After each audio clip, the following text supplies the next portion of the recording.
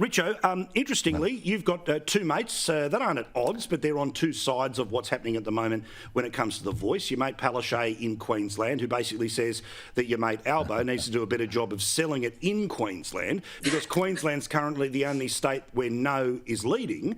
But you, of course, on this program, on New South Wales election night, made it rather clear that you think No may well get up here. I still think it's a chance. I'm voting no. I've made that pretty clear, and I think a lot of other people will. So it's one of those silent majority times where I just hope they come out and do it.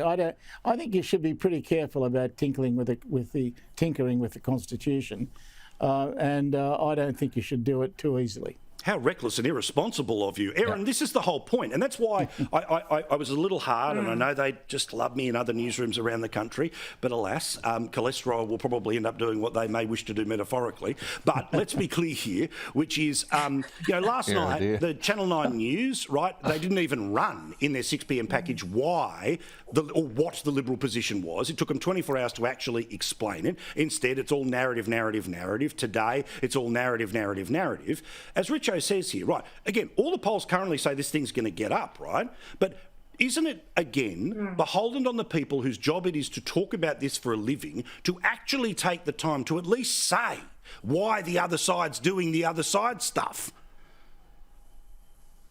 Oh, absolutely it is. And the ABC this morning, I think on Carvelis's program, was exactly the same. And this is what I hate about this whole debate. This is not a referendum on whether we as Australians want lives to improve for our Indigenous brothers and sisters. Of course we do. If it was a referendum on that, 99.9% of people would vote yes. It's a no-brainer, but the message is getting so confused. Alexander Downer was on Chris Kenny's show earlier and said that this is a test of bravery for the Liberal Party, and they've got to learn to give their message effectively, essentially, and to sell why they're not.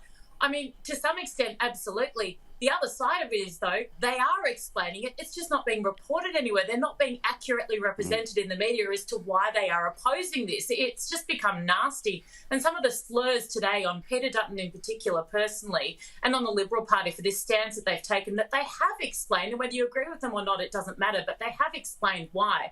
You know, just hurts the yes side. I think it's actually really an own goal. I don't think we need to get nasty and personal and start to attack people because they oppose your view. It's murky waters, and it's just becoming like all the other debates in this kind of sphere, nasty and a negative rhetoric, and it doesn't need to be. Have robust debate. It's a motive for a lot of people, and I get that. Absolutely, but we can't mix the messaging here. It is not a vote on whether you want the Indigenous Australian lives to improve, because everyone wants that. Correct. It's whether this will effectively deliver that, and that's contentious. Yeah, correct. I mean, again, we showed it at the start, but can we rack up old darling Dan again? Here's what he had to say about the Liberal Party, daring to have exactly the same caution that Richo's got, that plenty of people who watch this show have got, and plenty of free-thinking people seem to be willing to say when it comes to pollsters. Have a look.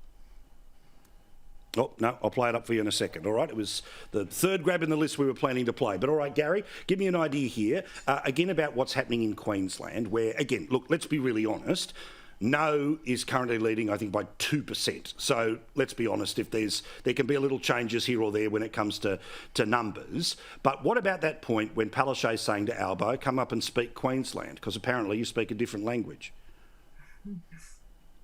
Well, no, Queenslanders have got an enormous and really effective BS meter, Paul. And, you know, you can trust the view of Queenslanders on just about everything.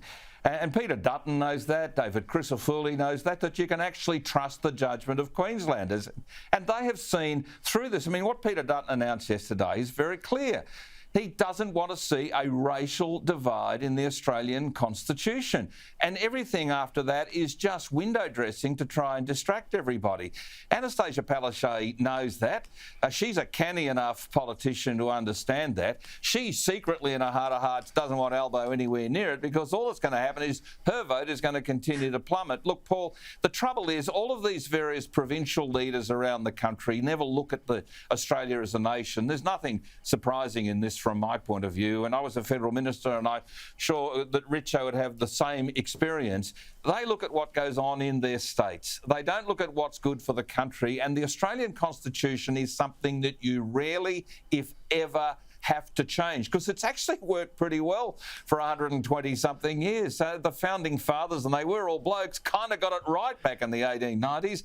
So, you know, if we're going to put race back in after the Liberals took it out in the 60s, I think Albo should hang his head in shame, and I think Australians are winding up the baseball bat now that they've got Peter Dutton's leadership saying, you know what, I'm actually against this. I reckon Dutton is now galvanised a lot of people to rejoin the party. A couple might have left it, one out of Western Australia today, but others are actually saying, I'm getting back engaged with the Liberal Party because they stand for something. They stand for bringing us all together and not a big Canberra bureaucracy. Now, Pretty simple.